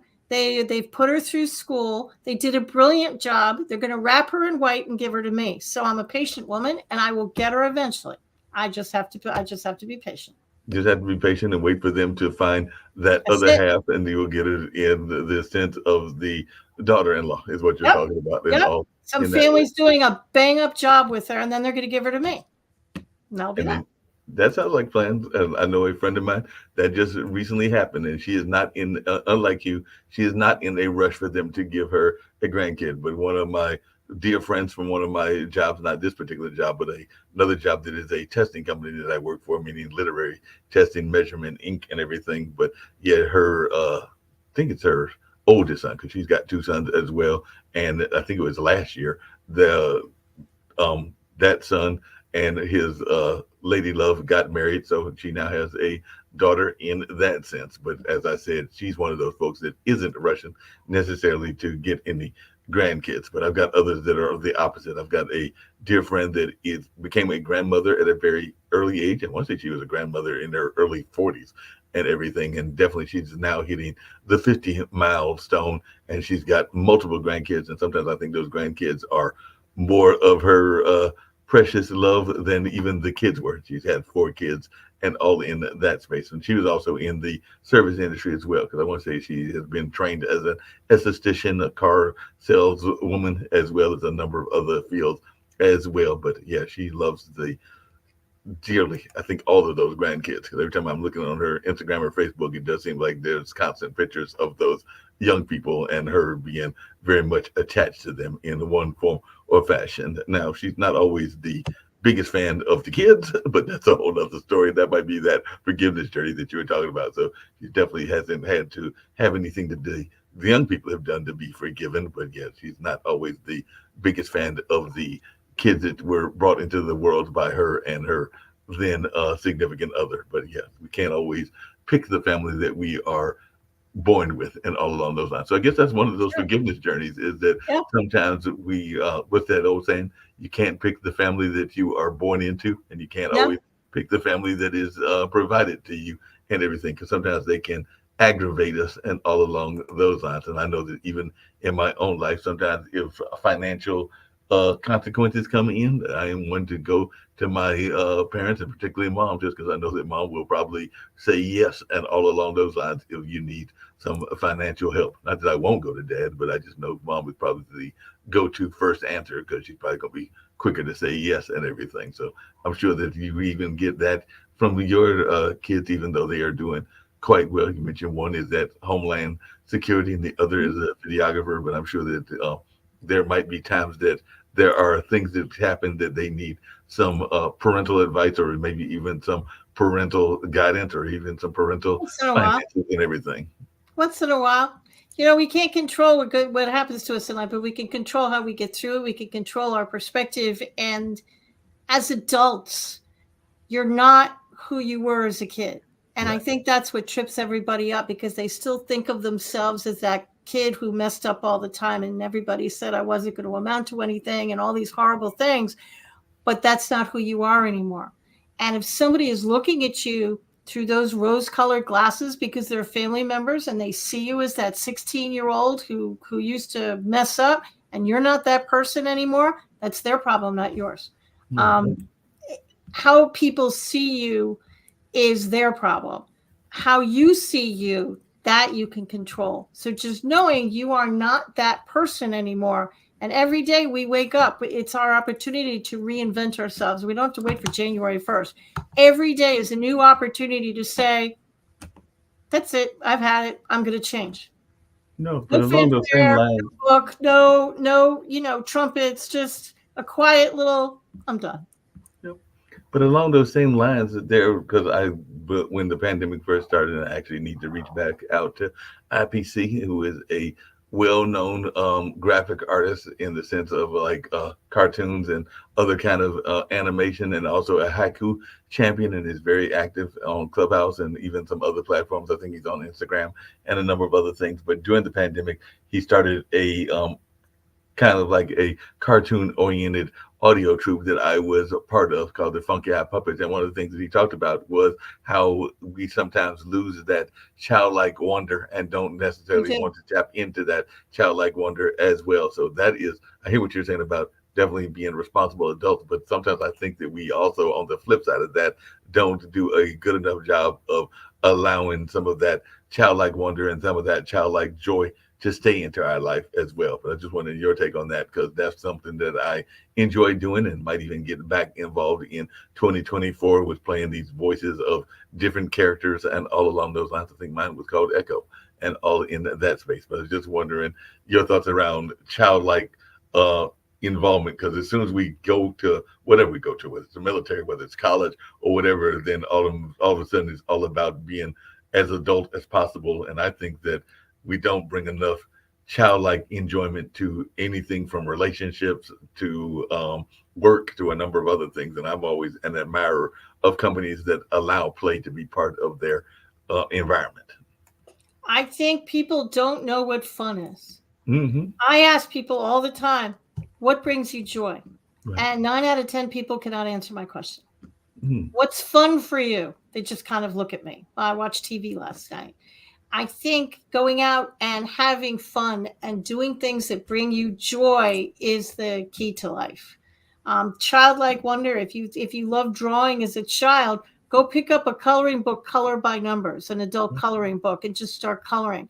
You know, when I was talking about rose-colored glasses, I was actually referring to how people see you and your family who want to put you in that box that you've always been. So you're not that person anymore. But if you're stuck in life and you're in a 9 to 5 and you just don't know what to do, try going out and having some fun. Mm-hmm. No, And I'm not talking about going to a movie or watching or binge watching a series on Netflix. I'm saying fun. Go roller skate. right. Okay, if you're 62, you won't roller skate because I'm scared I'll break my neck. But, go out and do something fun. Go ride a horse. Go ride a bike. Do something. Go play hopscotch. Something. Mm-hmm. Go have some fun. Laugh. Laugh with your friends. Crack jokes.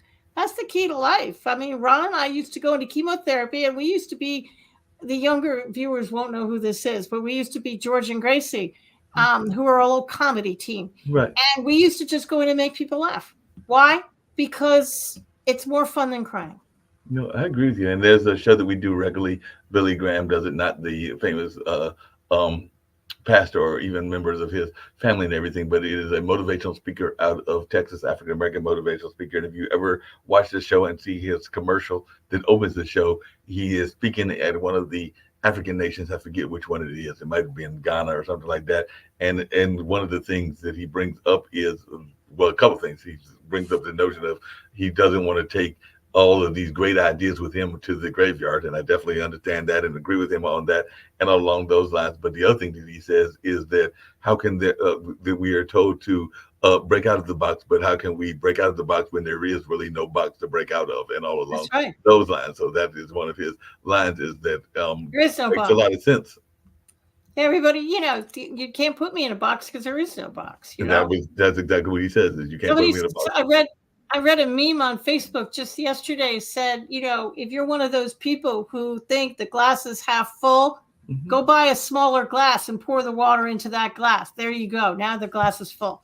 I thought it was an interesting perspective. That's a very interesting perspective, because if the glass is half full, go get a smaller glass and then it'll be a full glass and everything. There you go. It's a matter of perspective. Think outside the box. Okay, well, I don't have a box, so there's no box for me to think outside of, because I don't fit into anybody's box. Right. No, you definitely don't. Never did. Never did. And all along those, what advice would you give to folks, and we're getting ready to wind down shortly, that are thinking about writing a book? Because like you mentioned earlier, you have written about 12 of them and all along those lines. But what advice would you give for folks that are thinking about going into the notion of being an author and all along those lines? Because I've always been told that everybody has a book in them. Now, whether every book needs to be written, that's a whole nother question, and that's a whole nother story. But I have been told that everybody has a book within them and everything. But what advice would you give to folks that are thinking about writing a book? Just start writing. One of the mistakes that people make when they think about writing a book is they think, okay, I have to come up with the title. Then I have to write the chapter 1, chapter 2, chapter 3. And that's actually not true. I really did write one of my books in chemotherapy on my phone. And what I did is, when I thought of something, I'd write it down. So I didn't know if that was chapter 1. I didn't know if it was chapter 10. So just get on your computer and just start writing. Mm-hmm. And just start writing. If you're writing a memoir about your life, you don't have to start with your childhood. Start with whatever floats into your head.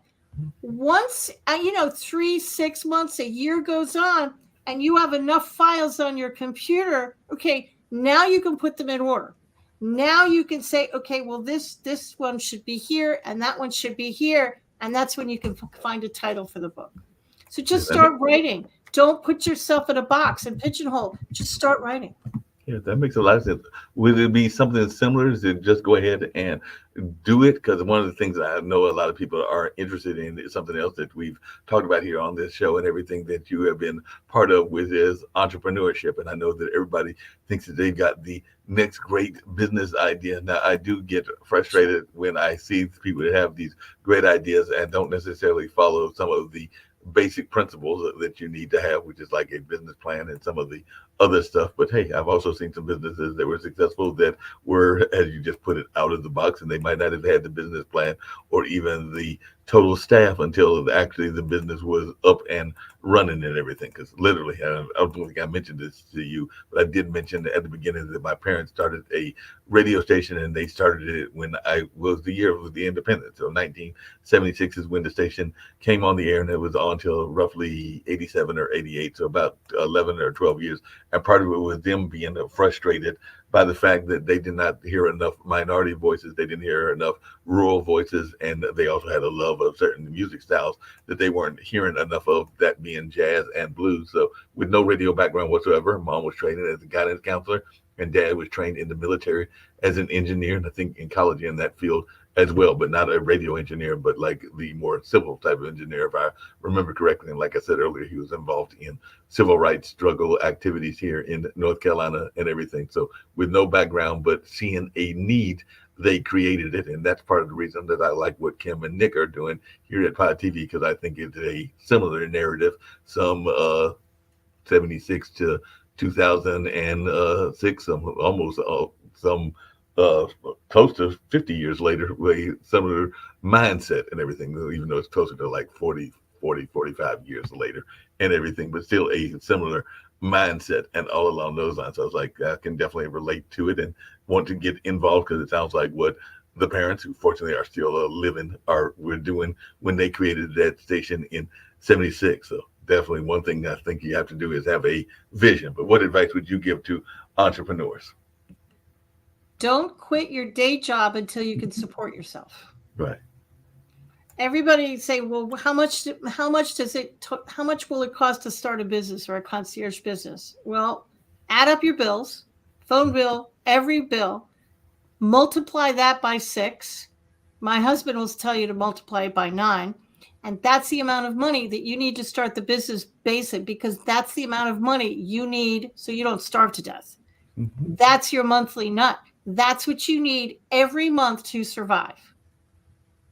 And if it means that you have to work part-time while you're getting the business, or you do the business at night and on weekends, you'll be the busiest person on the planet, but you're not going to starve to death, and you'll have a roof over your head. So I tell everybody to don't quit your day job. It might be $1 million business, 100%, but I don't want you to end up in a refrigerator box on the street either. I need you to do it right. You need insurance. You need a business plan.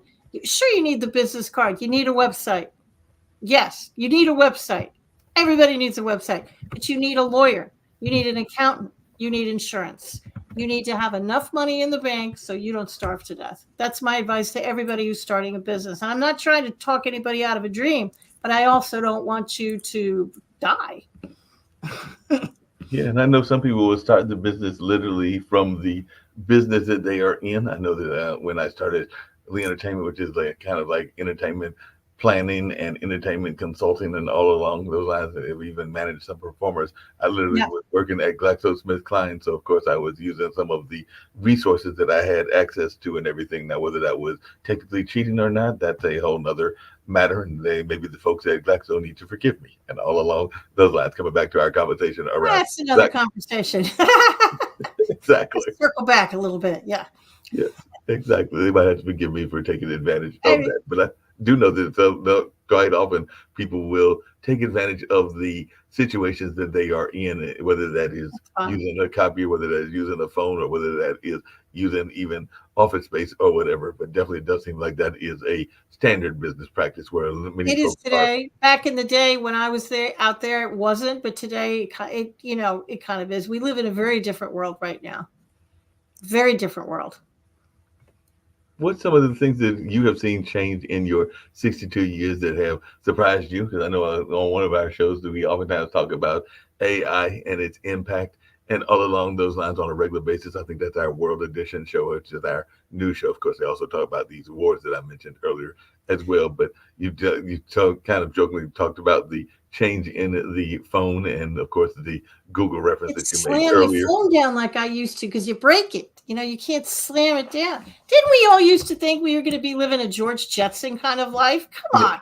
We all thought we'd be walking, we'd be driving these cars, these, spaceship cars. That's what we all thought. And then when computers came on, they told all of us, we're going to have a paperless society. They lied through their teeth. We are not a paperless society. So I think that's the biggest change is, technology. But as much as technology has changed, our society is kind of the same way it was as it was in the 50s, 60s, and 70s. We're teaching the same things in school. It doesn't seem to me, with all due respect to everybody out there, it just doesn't look to me like we've progressed terribly far in that department. Technology, we've progressed very far. And I see AI, and I wonder if they've never seen Terminator movies or Will Smith. I mean, I wonder if they've never been to the movies. So whenever I use ChatGPT, I make a point of saying thank you to it. Why? Because if the AIs take over the world, maybe they'll remember that I was nice to it and I always said thank you. And they might just remember that, like you said. Maybe they'll remember. I don't know.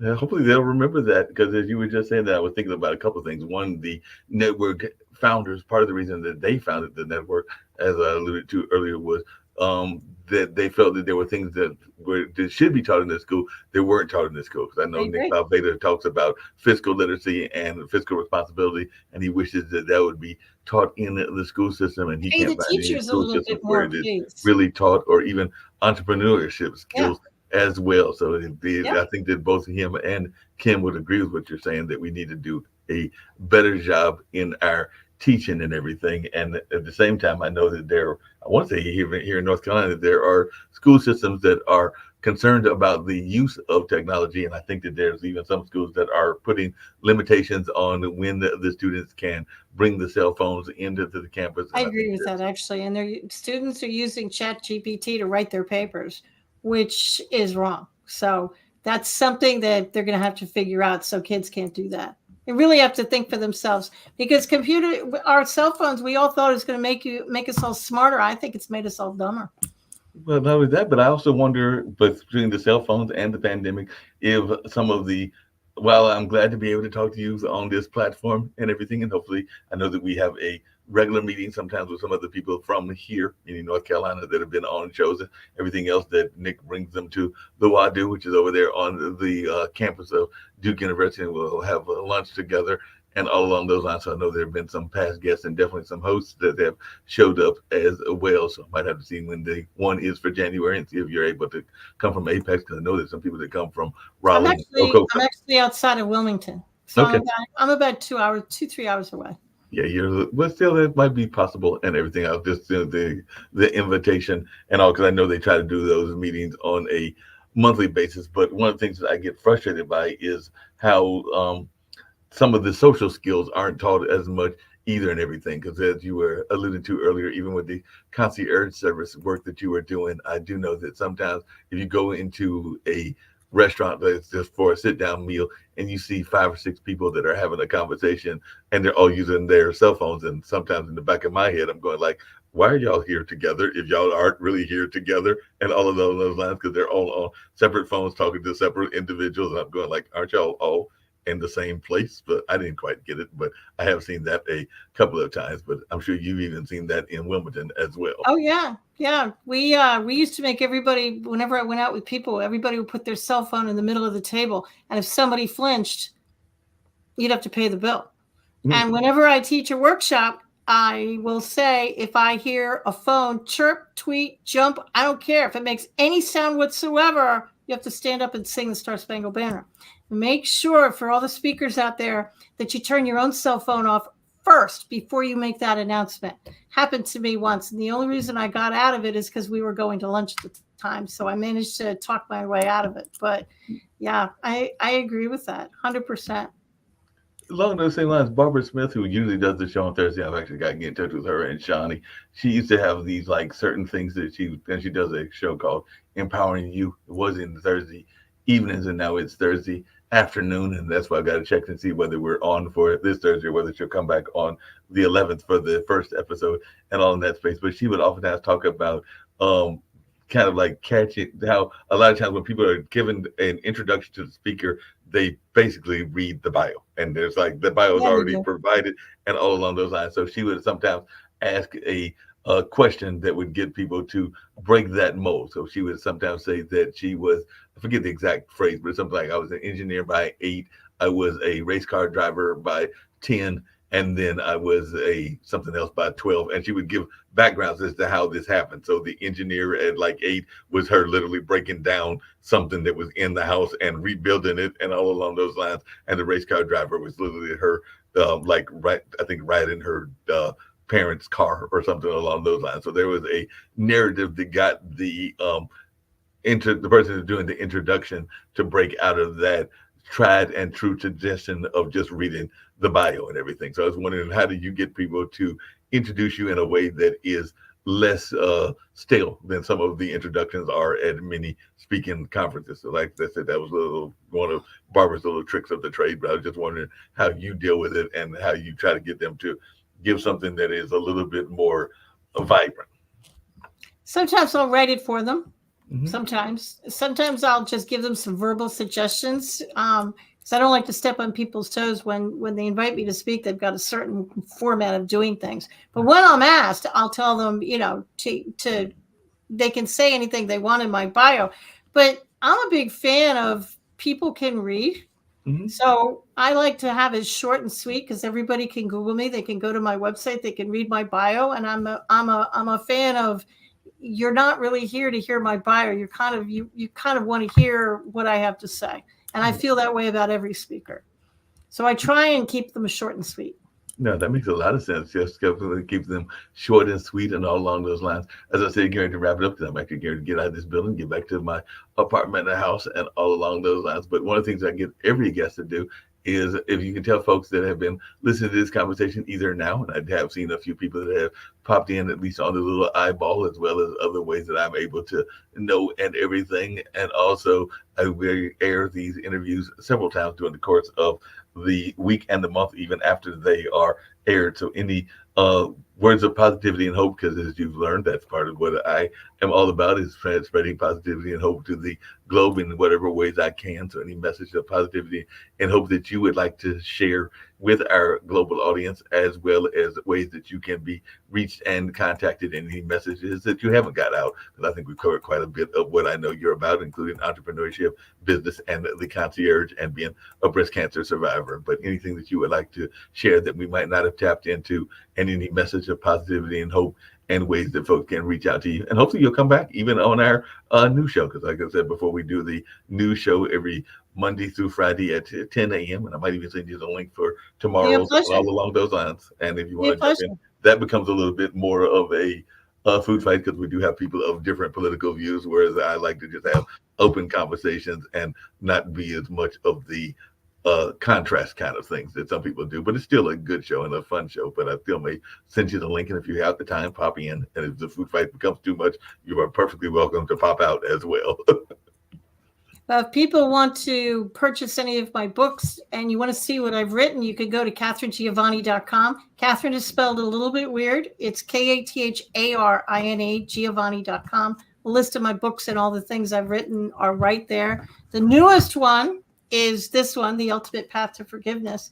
My biggest message to anybody is to be your authentic self. And I'm not being tried. I actually mean it. Everybody's trying to put us all in a box. And if you're not happy in what you're doing, it probably means that you're not being your authentic self. You're not being true to yourself. You're not doing things that make you happy. You're not being the person you know who you are. Why? Because maybe you're scared society is going to accost you. They're going to pick you. They're going to point their finger at you and say, you shouldn't do that. It's like the bullies in grammar school. Be your authentic self. It's why you're here on the planet. The only way we're going to heal the planet is if we be our authentic selves and we do what we're meant to do. Okay, Catherine, what am I meant to do? You'll figure it out. Once you decide to be your authentic self, you'll figure it out. Trust the little bird on your shoulder and know that you got this. No, definitely. You said a couple of things that had me laughing as we're closing out and everything. One is that, and I still tease him to this day and everything, but as I mentioned before, I've always knew that I was going to be in the entertainment space and definitely the media space as well. And I remember that he doesn't do it as much now because there is a nickname that I created for myself that I actually enjoy. And I think I created it on Facebook. You might have even seen it on LinkedIn, which is the Cultural Minister of Durham, because I'm definitely involved in a lot of cultural activities here in Durham. So I created that and everything. And I think it was actually some friends of mine that came up with that term because they were like, every time we see you, you're at something cultural. So they were a little bit on the more left side of politics. So they were like, you must be the Cultural Minister of Durham. So I kind of stuck with that and kept that even on some of my social media outlets and all in that space. But my dad, when I was young and everything, he used to sarcastically call me a showbiz. So that would sound his way of being sarcastic and all along those lines. So I was going like, yeah, but sounds like a compliment to me. Exactly. And I took it as a compliment and I also took it as a kind of a part of the trademark and some of the things that I do as well. So at the time, he was being a little bit sarcastic in the way he phrased it because it was kind of done in a sarcastic tone and all, but I took it as a compliment and have used it as a compliment ever since that time and everything. So that's just something that I found that you can flip what somebody may intended to be one way into a more positive light, and if you choose to and everything. Yeah, they say they're calling you showbiz. Say thank you. Yeah, exactly. And the little side entertainment, you run the risk of irritating them, which might be very entertaining, to be honest. So there you go, little side entertainment. Little side entertainment, and it might even, like you said, if they're using it one way and then you flip it and everything, because I know that there are some women, including one of our founders, Kim Calhoun, that sometimes will use a word that is associated with certain animals, namely the dog and everything, but also associated with a certain part of our culture and everything, and rhymes with that word. And she basically will try to reclaim the word by using it as part of acronyms and all along those words. So that's another case. I'm from New York, and I live with somebody who grew up in Hoboken, New Jersey. So yeah, I've heard it all. Yeah, I'm sure you heard it all along those. One thing that I have enjoyed about our conversation this afternoon, before we totally wrap in everything, is I love your animal references, because I'm a big fan of animals. Don't have any animals at the moment, but I've had cats in the past. I've had definitely even some geckos that, ironically, a friend of mine that moved to New York gave me, because they were of the Italian background, as I recall, and they were going up there to move into the theater district. So even though I only had them for less than a year, they gave me fettuccine, linguine, and Alfredo. So I had those three geckos that I was able to keep for a while, because they had very many geckos. I think he had like 10 or 12, but I got 3 of them as they were going up to New York to pursue their theater career. And then as a kid, I've had rabbits and even a pet raccoon and a number of other things. And I heard your references to things like the jackrabbits in your life and a couple of other things. I'm good, like, she must have a love of animals.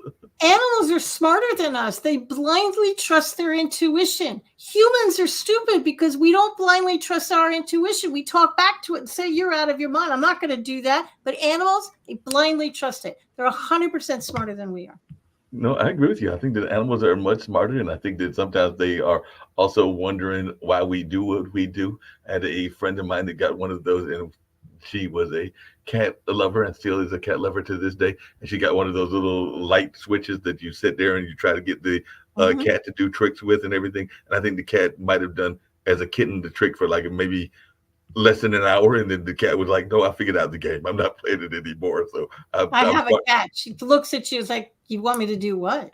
You want me to play that game? I know that game. I'm not doing that. And similarly, they are very smart because when I did have, well, I've had several cats, but not in these since last year when I was cat sitting for some neighbors and all in that space. And I'd had one of my own for a number of years. But I remember one of the cats I had literally used to run and would be chased by the dogs up the trees and kept being chased up the tree. And at some point, the cat, to that intuition point that you were talking about, got smart and was like, wait a minute, I don't have to play this game Yeah. anymore. So the cat literally turned around, swiped the dog's nose, and as I recall it, I don't think those dogs ever chased that cat again because the cat was like, "I'm tired of this game. I don't want to play the game anymore."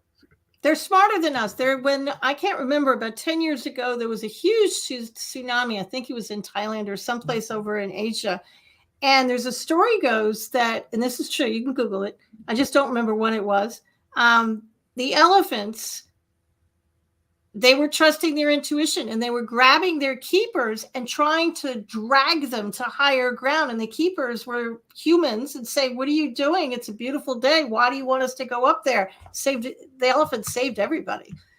Because they knew the tsunami was going. How? They trusted their intuition. Their brains didn't talk them out of it. No, and along those same lines, yeah, and along those same lines, we can go back to something that is now over 20 years ago. But when 9/11 happened, and all along those lines, and I brought it up on this show and other shows as well. I used to go to a friend's art gallery. Another friend has a similar art space in that building right now. I think he might be having to move because of some renovations and everything. But I remember we would have regular conversations in downtown Durham before all of the gentrification and all of the development. And we would see all kinds of animals, birds around, Yep. even animals that you didn't want to see and everything. And to this day, I have talked to people, including people from New York City, that I have asked them this. And I said, after 9/11 happened, how many animals did you see? And to almost a man and a woman, most of them have agreed with what I remember, which is that the animals got the feeling that humans are about to get stupid, so they disappeared for a while. So They I've talked peaced to out, people. man. They left. They left. They were like, Peace out, man. Yeah. they were like, we threw y'all folks got to get stupid. So even people that like the pigeons in New York, when I talked with my friends in New York, they're like, I don't remember seeing any pigeons for at least a day or two. They were like, we're done.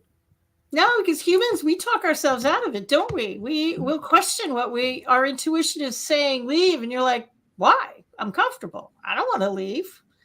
And you kind of think you're crazy. You're kind of, why do I have this feeling I should leave? Okay, well, animals don't question it. They just leave. They just leave and They just leave. They don't question it. They don't You question learn a it. lot from animals. Yeah, we definitely, and I think we even learned it during the pandemic. Because the other story that I remember people talked about was how when we were locked in, then the animals realized that we were locked in, and they were like, "Well, we can be more free." So there was the whole example of animals that had not been seen in like the canals of Italy and other places. Oh, Where I they were remember like, that watching that. Yeah, in Venice, and all the animals were coming back, mhm. and the air quality got better.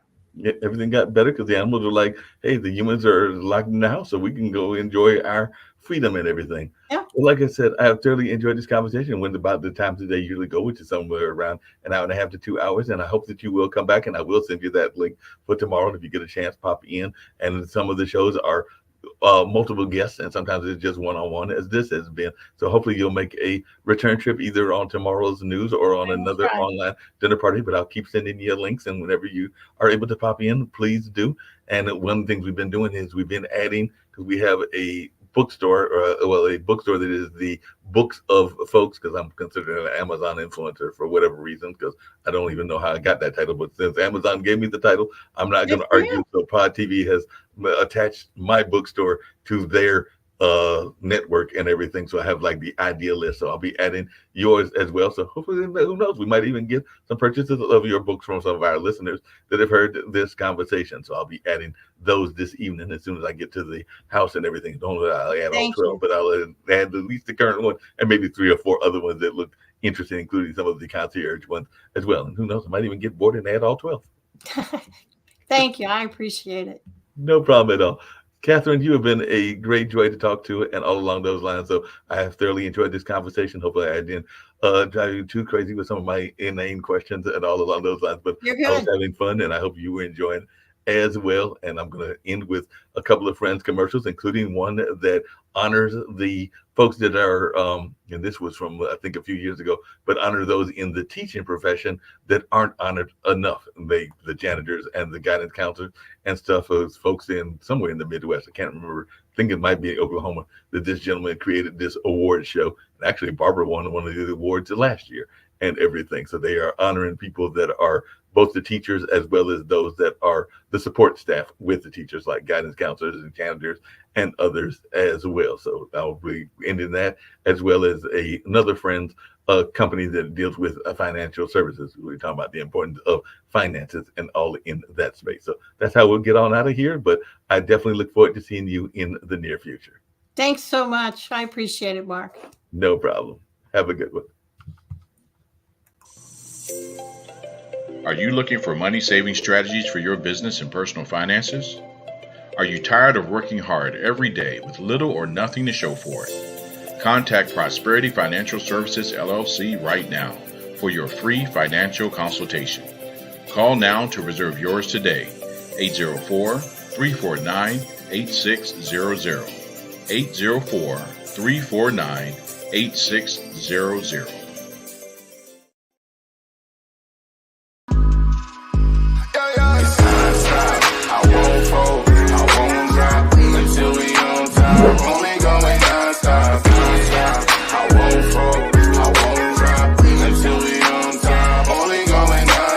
I want to thank everyone for coming to the 2020 TAF Awards. This was a show like no other, people. This is the Grammys for dignitaries, educators, and support staff around the state of Oklahoma and worldwide. We cannot do this without the support of the people. So we thank you, I thank you, for being such a dedicated supporter to this movement for the Teachers Appreciation Foundation. I thank you.